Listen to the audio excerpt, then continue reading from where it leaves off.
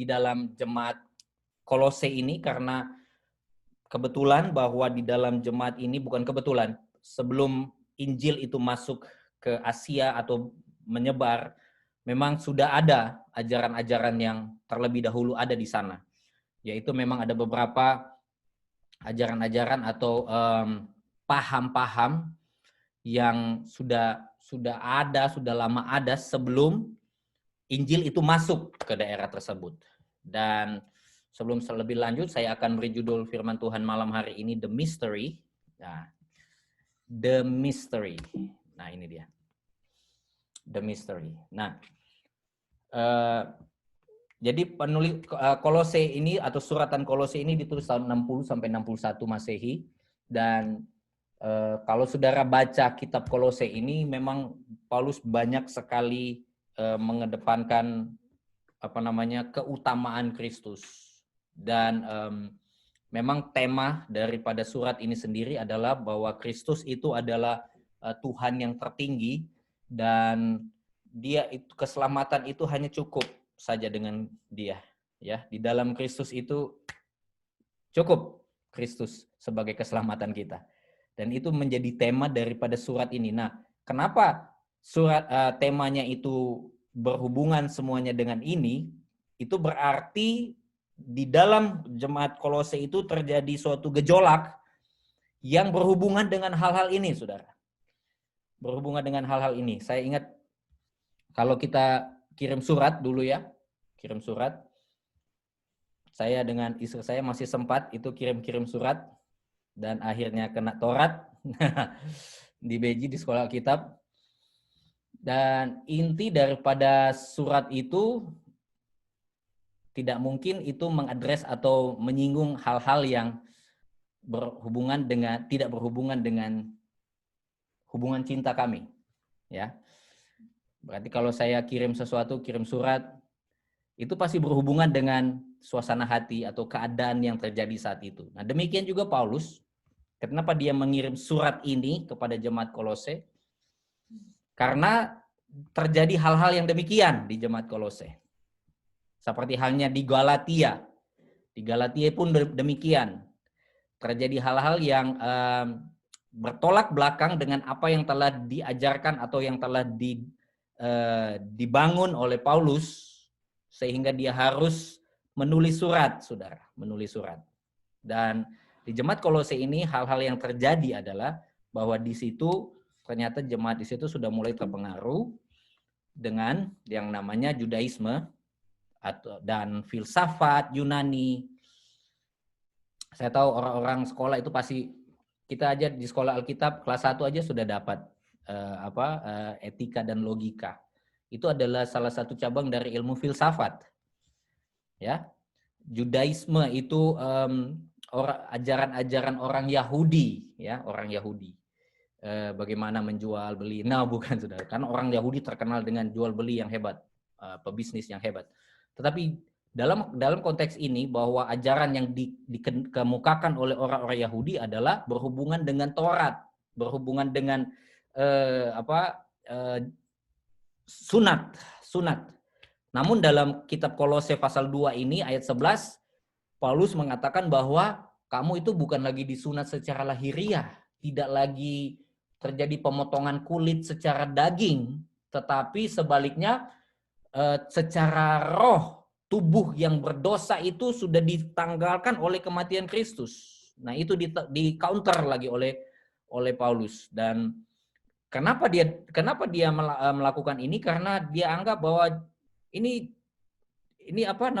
hal yang sangat penting, dan dia harus begitu intens, harus begitu bersemangat dan begitu tegas untuk mengcounter ajaran ini, saudara. Karena mulai terpengaruh jemaat-jemaat di Kolose. Dan kedua adalah filsafat, dan kita tahu bahwa Paulus ini orang yang hebat, pintar, saudara. Dia ya sudah enggak usah bahas lagi soal kepintarannya, tetapi intinya dia itu bisa untuk berfilsafat, dia bisa. Dan ketiga ada budaya, adat istiadat yang mereka kedepankan pada waktu itu. Mereka, saya tidak tahu, mungkin mereka sebelum ibadah, kalau dulu orang-orang di Indonesia mereka apa kek, mau apa, potong apa dulu. Seperti itulah kira-kira adat istiadatnya. Karena tidak dijelaskan secara eksplisit di situ. Tapi jelas bahwa ada budaya, ada adat istiadat Asia dalam konteks ini yang masuk di dalam gereja itu sehingga mulai mengganggu. Dan keempat adalah legalisme, suatu sistem peraturan dan hukum supaya manusia bisa memperoleh keselamatan dan pertumbuhan secara rohani dengan melakukan hal-hal yang sudah diatur. Nah, itu ada di dalam ayat-ayat ini yang saya sudah sampaikan ini. Kolose 2 ayat 16 sampai 19. Nah, kenapa ini penting saya sampaikan saudara? Karena Paulus firman Tuhan malam ini ingin mengembalikan bukan sesuatu yang hilang sebenarnya. Keutamaan Kristus itu tidak hilang, saudara. Yang namanya the best out of the best itu tidak akan pernah terkalahkan, saudara. Cuman ada seolah-olah keadaan yang sepertinya tertutup, seperti keadaan ini, saudara ya. Seperti keadaan pandemik ini. Akhirnya sepertinya kita memang terfokus dengan semua energi kita terfokus dengan hal-hal ini. Dan akhirnya ya itu seolah-olah kita lihat bahwa sepertinya kalah gitu ya. Sepertinya pandemik ini lebih besar. Padahal secara kebenaran adalah Kristus itu lebih besar. Kristus itu lebih hebat daripada keadaan dunia ini. Atau lebih besar, lebih maha kuasa daripada keadaan di dunia ini yang sekarang sedang terjadi. Nah, sebab itu saya ingin kembali untuk mengestablish lagi, mengemukakan kembali, meletakkan kembali dasar ini saudara bahwa Kristus itu jauh lebih unggul dari apapun juga. Dan Paulus mencoba untuk memberikan penegasan ini sehingga saudara bisa bayangkan orang tulis surat lalu begitu hebat tulisannya saudara. Ini cuma surat sebenarnya saudara. Sehingga akhirnya terjadi suatu kitab. Ini sebenarnya surat. Betapa hebatnya saudara, betapa seriusnya Tuhan itu kepada jemaat di Kolose. Demikian kalau saya bisa aplikasikan kepada kita Christ Center Church. Betapa seriusnya Tuhan itu kepada Christ Center Church. Sehingga dia tuliskan, dia izinkan kita untuk mengetahui rahasia ini. Suatu kebenaran yang absolut, saudara. Kalau dia tidak sayang, dia tidak akan bukakan ini kepada kita. Nah, sebentar saudara, saya tutup, ada banyak window ini. Nah, dikatakan tadi bahwa rahasia, kita dipercayakan suatu rahasia. Walaupun di tengah-tengah keadaan yang seperti ini, saudara, tengah-tengah keadaan seperti ini, orang masa mau rahasia-rahasia lagi. Yang praktis-praktis saja, saudara. Tapi justru ini lebih besar daripada yang sekedar namanya praktis. Nah, kita baca tadi ya. Di dalam tadi,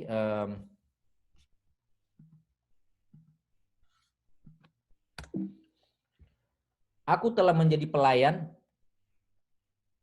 jemaat itu sesuai dengan tugas yang dipercayakan kepada Allah, percayakan Allah kepadaku untuk meneruskan. Kalau saudara lihat bahasa Inggris di sebelah sini ini bahasa Inggris saudara dalam terjemahan The Message, tapi saya tidak memakai terjemahan itu untuk saat ini. Kata meneruskan ini to complete, untuk menyelesaikan, mengkomplitkan firman-Nya dengan sepenuhnya kepada kamu. Jadi Tuhan melalui Paulus ingin memberikan suatu kepastian bahwa untuk kita lebih komplit lagi, dia sampaikan ini, saudara. Karena orang, ya, mulai ada masukan-masukan yang lain kan, saudara. Mulai terpengaruh dengan ajaran kembali lagi harus begini, harus begitu, harus begini, harus banyak aturan-aturan lagi untuk selamat, untuk kita diberkati, mesti lakukan step ini. Lalu Paulus katakan, aku ditugaskan untuk meneruskan firman-Nya, untuk mengkomplitkan firman-Nya yang sepenuhnya kepada kamu. Dengan kata lain, yang lain itu tidak sepenuhnya loh. Ini yang sepenuhnya. Firman apa itu? Nah, firman ayat 26 ini. Yaitu rahasia yang tersembunyi dari abad ke abad.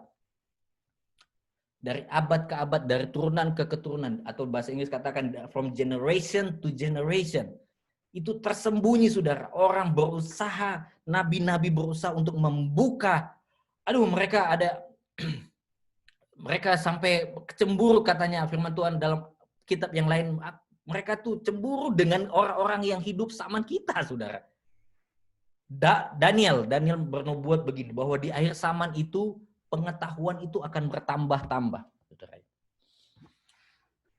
Akan ada banyak pembukaan-pembukaan. Makanya kita katakan, oh, kenapa saya tidak pernah dengar ini dulu? Ya, karena memang demikianlah Tuhan sedang memprogresifkan, sedang memajukan firman tentang ini, saudara. Sehingga apa yang, saya dulu kok nggak tahu ya.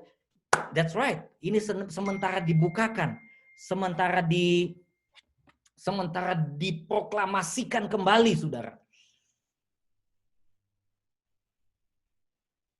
Ada hal-hal yang mungkin kita anggap sudah lama, tapi ini kan sudah lama.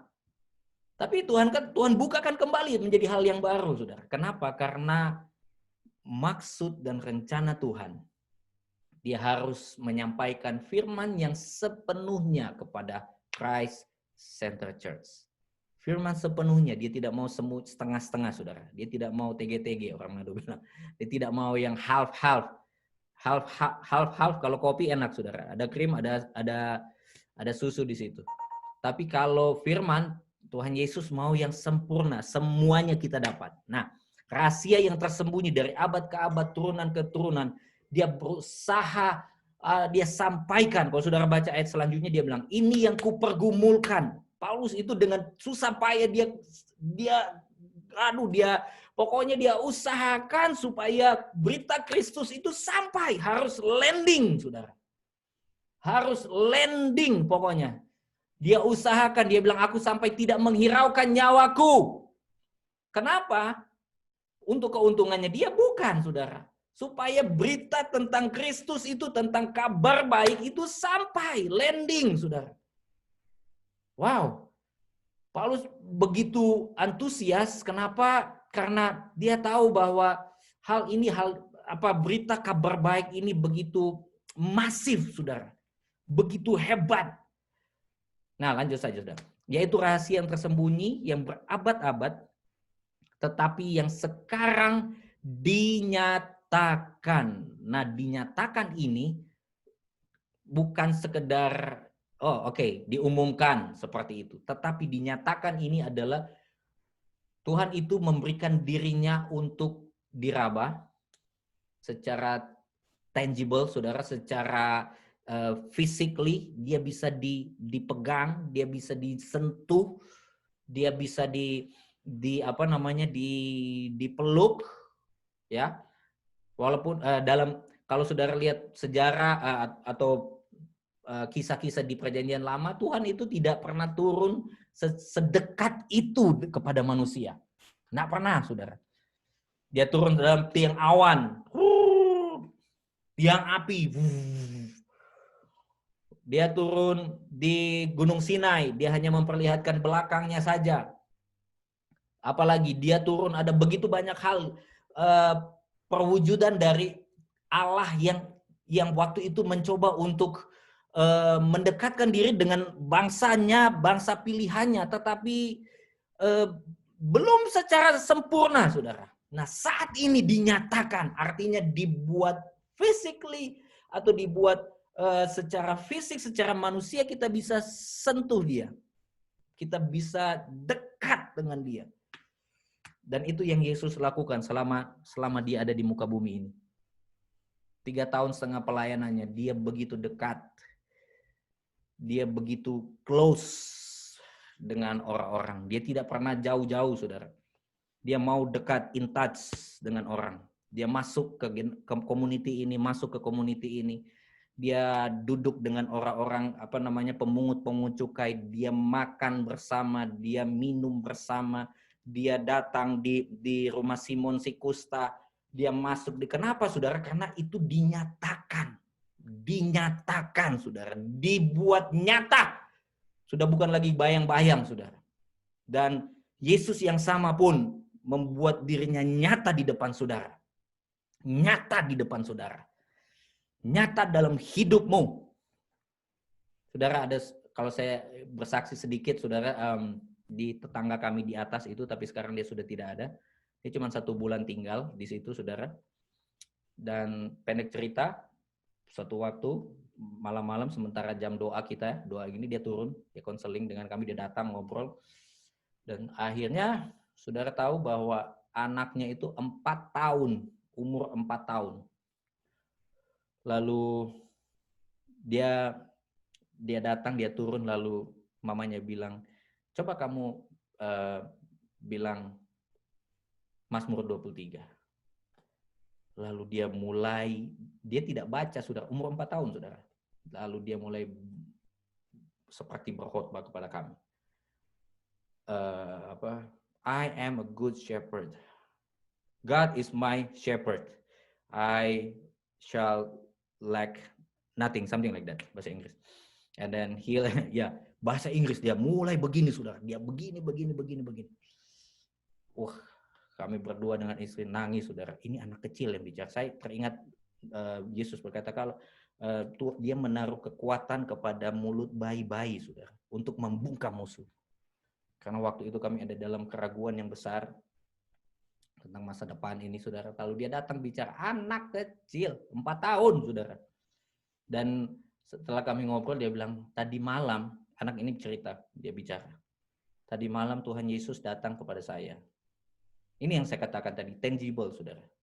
Kita bukan berarti siapa yang lebih rohani dari siapa, saudara, bukan. Tapi ini maksudnya Tuhan Yesus ingin memberikan kepada kita bahwa dia itu real, saudara. Dia itu nyata, saudara. Dia itu bukan sekedar cerita isapan jempol, saudara. Cuman orang-orang suci yang bisa lihat dia. No. Itu di terjemahan perjanjian lama, saudara. Yang naik ke gunung Tuhan itu mesti begini-begini. Dia sekarang dia yang turun, saudara. Dia turun, saudara. Dia turun. Dan waktu dia bilang Yesus datang kepada dia dan dia katakan Patris, coba, bukan Patrick ya, Son Patrick, Patris, read me Psalm 23. Lalu dia mulai baca. Nah, ternyata firman Mazmur 23 itu Tuhan kasih untuk kami, saudara. Yesus datang secara tangible dan yang unik ketika sebentar bicara itu, Kelly juga bicara seperti itu, saudara. Hey, that's what happened with me last night. Saya bilang, oh Tuhan memang asli. Tuhan itu betul-betul dia menyatakan diri kepada saudara dan saya, saudara. Dia bukan jauh di sana, dia ada, saudara. Memang dia sudah bersemayam di sorga sana, duduk sebelah kanan Allah Bapa, tapi dia ada, saudara. Dinyatakan kepada kita. Saudara, lanjut ya ayatnya, belum sampai di situ. Dia bilang, rahasia tersembunyi itu dinyatakan kepada orang-orang kudus. Lalu dia bilang apa lagi? Kepada mereka, kepada saudara dan saya, Allah mau memberitakan, Allah mau, tadi pagi saya emphasize ini, Allah mau. Dia mau, saudara. Kalau dia sudah mau, itulah almarhum Pastor Daud katakan, inilah egoisnya Tuhan, saudara. Artinya dia itu punya hak prerogatifnya Tuhan, itu tidak ada yang bisa, siapa yang mau bisa menasihatkan Tuhan? Tuhan, jangan Tuhan. Orang itu enggak betul. Dia, bangsa apa? Tuhan, dia ini. Tuhan bilang, nah, aku mau. Itulah hak prerogatifnya Tuhan. Mau-maunya Tuhan. Aku mau. Ya, aku mau memberitahukan kepada Christ Center Church. Come on. Aku mau. Saudara, ini bukan maunya saya. Tuhan yang kasih firman ini kepada saya untuk saya sampaikan. Tell the church that I would. Dia mau memberitahukan betapa kaya, satu, dan kedua betapa mulia rahasia itu. Nah, dalam bahasa asli rahasia itu dipakai kata artinya adalah, salah satu arti adalah secret will, suatu warisan yang rahasia, saudara, yang tersembunyi. Nah, kita mungkin tidak punya warisan secara hebat. Wah, banyak tanah, banyak rumah, banyak pohon-pohon, pohon zaitun, pohon kelapa, pohon cengkeh. Tetapi Christ Center Church kita punya warisan yang jauh melebihi dari apapun juga. Secret will yang Tuhan beri kepada kita. What is that? Betapa kaya dan mulia rahasia itu di bangsa-bangsa lain, yaitu Kristus ada di tengah-tengah kamu. Ini masih tahun 1978 terjemahan ini, saudara. Terjemahan Alkitab Bahasa Indonesia ini. Sekarang itu bahasanya sekarang bahwa Kristus ada dalam kamu. Kristus itu menunggal dengan kita. Bukan Abri yang menunggal, sudah lewat saudara. Kristus yang menunggal dengan kita. Kristus, He work together. Roma katakan bahwa Allah turut bekerja. Nah, di mana dia bekerja? Di dalam kita, saudara. Allah turut bekerja. Allah turut bekerja. All things work together. Allah turut bekerja. Amin. Dia tidak membiarkan kita, Christ Center Church. Christ is in you, Ibu Helen. Christ is in you, Bapak Johnny Tengker. Christ is in you, ibu-ibu, bapak-bapak. Engkau tidak kesepian. Ada Yesus dalam hidup kita. Dan itu rahasia ternyata, saudara. Itulah warisan kita. Makanya pemazmur Daud katakan, dia pikir-pikir, aduh apa maksudnya ini? Siapakah yang ada padaku selain engkau? Bukan Mazmur Daud, itu Bani Korah. Tiada yang ku ingini di bumi hanya engkau. Warisanku itu hanya engkau. Mereka masih belum pikir, aduh bagaimana, bayangannya apa, dalam bentuk apa ini warisan ini. Nah sekarang kita dibukakan kepada kita bahwa Christ is in you. Bukan Christ bukan masa lampau, saudara. Saat ini, saudara, ini present tense. Tuhan itu berbicara, today, hari ini Christ in you. Besok Tuhan, Christ in you. Bagaimana bulan depan Tuhan? Christ in you. Bagaimana tahun depan Tuhan? Christ in you. Setiap saat, this very moment, itu katanya saudara, itu present tense, waktu sekarang. Waktu sekarang itu sama kayak hari ini gratis, besok bayar. Hari ini bayar, besok gratis. Begitu besok dia datang di restoran, katanya besok gratis. Ya, hari ini bayar, besok lagi gratis. Present tense, hari ini, saudara. Hari ini Kristus ada di dalam kamu. Besok juga hari ini, saudara. Hari ini Christ in you. Haleluya. Every single day dia ada di dalam hidup kita. Dan itu rahasia. Itulah warisan kita, saudara. Bapak-bapak mungkin tidak sempat mewariskan harta yang banyak. Tapi wariskanlah Kristus ini. Tell them. Saya cuma sampaikan kepada anak-anak dua ini. Ngoni mau lupa apa boleh. Jangan lupa itu Kristus. Kristus segalanya. Mau perlu apa, minta kepada Kristus. Papa tidak bisa kasih banyak. Minta kepada Kristus. Ada Kristus, ada Yesus, ada Yesus. Itu yang saya bisa cuma sampaikan. Mungkin bilang, lecture lagi. Kita bilang, now, sekarang kalian bilang lecture. Someday, kalian akan lihat itu sebagai kebenaran. Kristus ada dalam kamu. Young generation. Christ in you. The hope of glory. Nah, sekarang lanjut. Nah, Kristus itu ada di dalam bangsa-bangsa. Coba kita lihat dalam terjemahan The Message sebelahnya ya. This mystery has been kept in the dark for a long time, but now it's out in the open. Sudah terbuka, saudara. Haleluya. Sama-sama katakan terbuka. God wanted everyone. Everyone. Saudara. Sekarang sudah lebih luas ya. Kita sudah terima ini ya.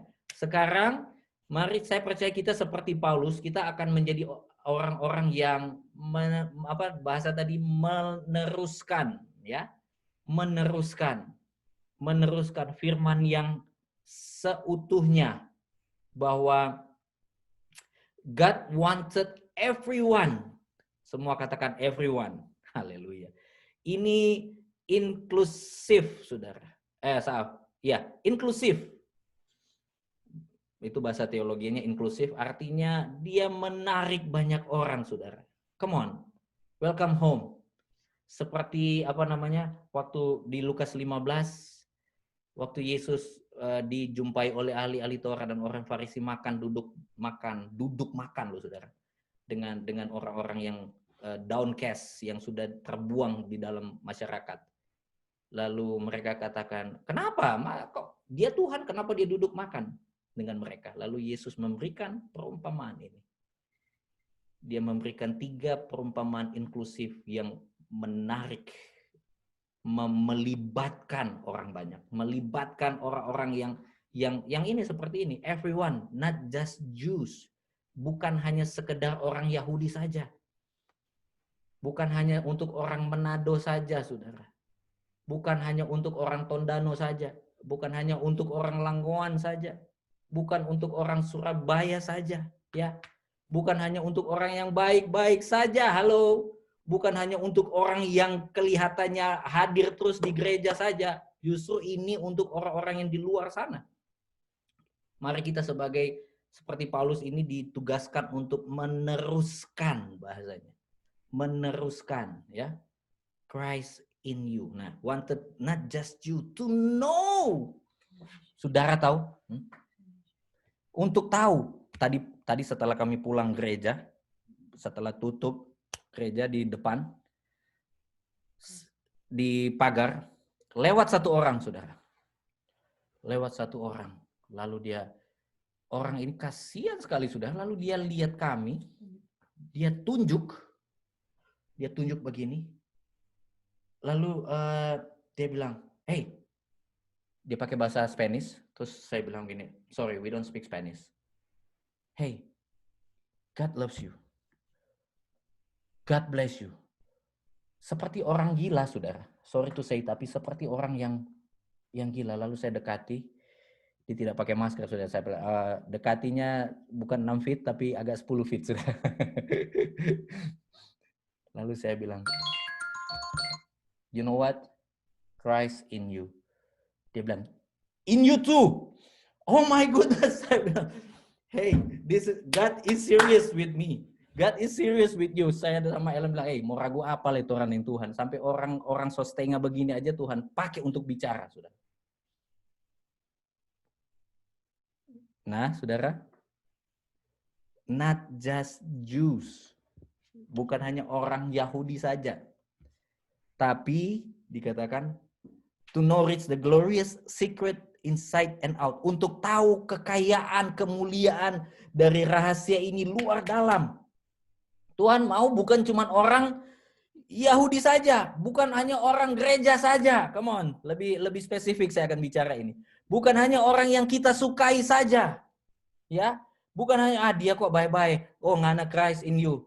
Kok dia enggak baik-baik, Christ-nya enggak in you. Nah, tidak seperti itu, Saudara.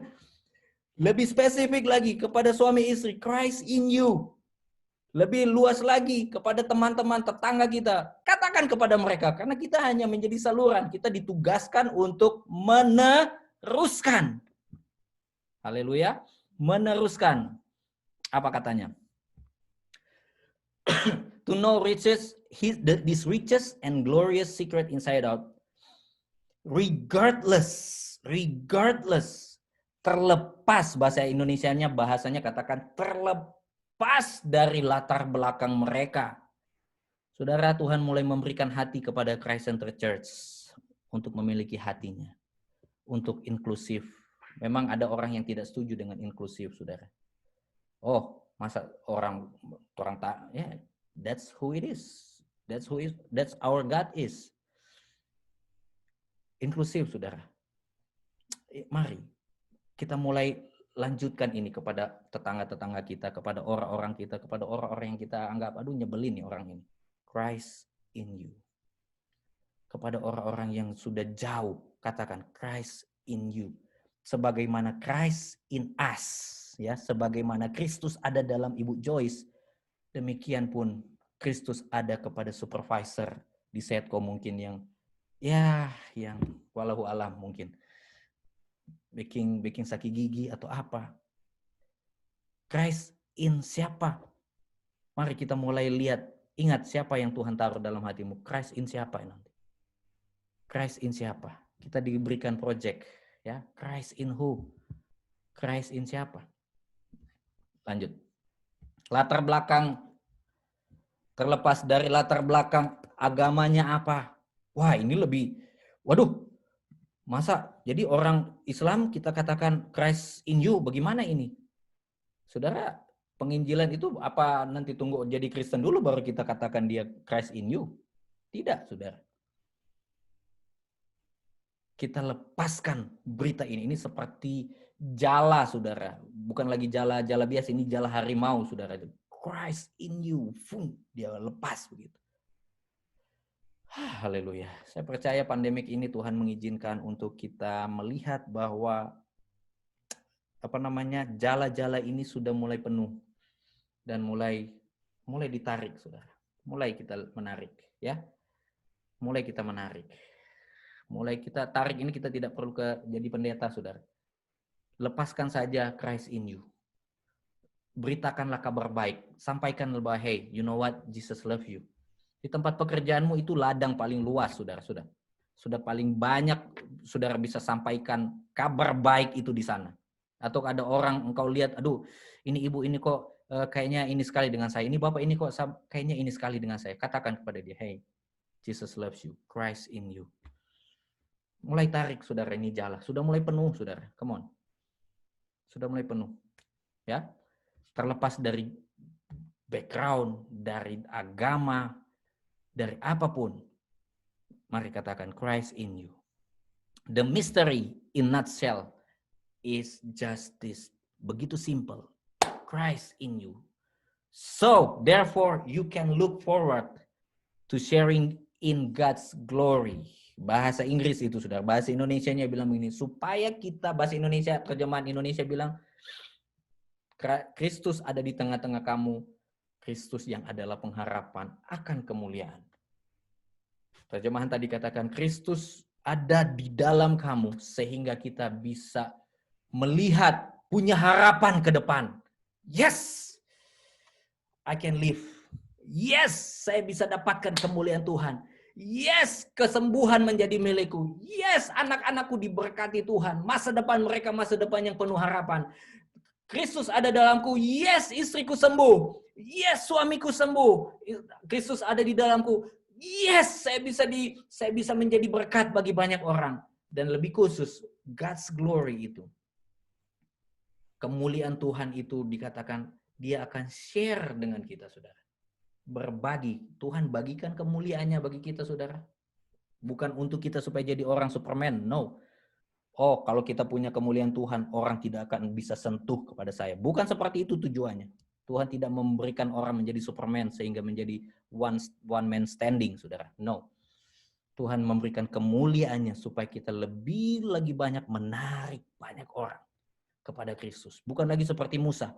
Kemuliaannya justru akan menjauhkan orang daripada dia. Tetapi kemuliaan yang Tuhan share dengan kita. Bukan lagi kemuliaan yang seperti Usa. Ketika dia jamah tabut perjanjian, dia mati. Bukan seperti itu, saudara. Justru kemuliaan yang Tuhan berikan adalah kemuliaan kasih karunia Kristus. Sehingga ketika saudara melihat orang yang jauh, orang yang jatuh, engkau angkat dengan kemuliaannya. Ketika engkau melihat orang yang lemah, engkau kuatkan. Engkau speak life, speak blessing. Saya teringat ada satu ayat terakhir, saudara. Ayat terakhir kita akan lihat Yesaya pasal 61.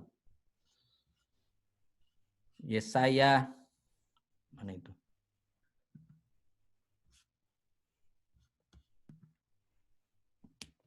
Yesaya 61 berhubungan dengan kemuliaan Tuhan dan speak blessing ini.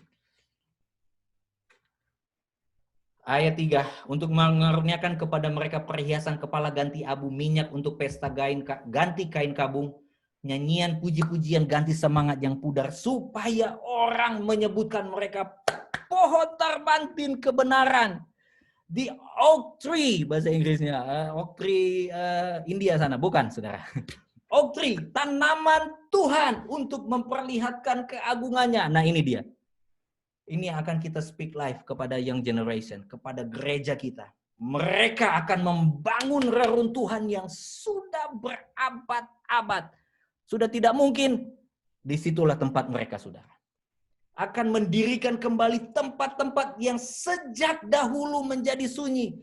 Ini gambaran tentang memutuskan masa lalu yang pahit, saudara. Orang-orang ini akan membangkitkan semangat orang yang sudah terpuruk. Mereka akan membaharui kota-kota yang runtuh, tempat-tempat yang telah turun-temurun menjadi apa? Sunyi. Ingat tadi, sudah turun-temurun, ada di dark place. Saudara ingat tadi ayat awal tadi, bahwa rahasia ini sudah berabad-abad. Nah, young generation, get ready. Ibu-ibu pun siapkan dirimu. Engkau akan masuk dalam pelayanan ini.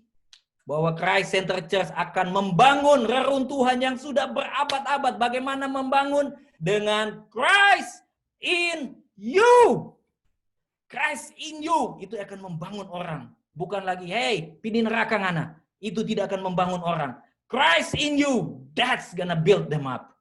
Christ in you. The hope of glory.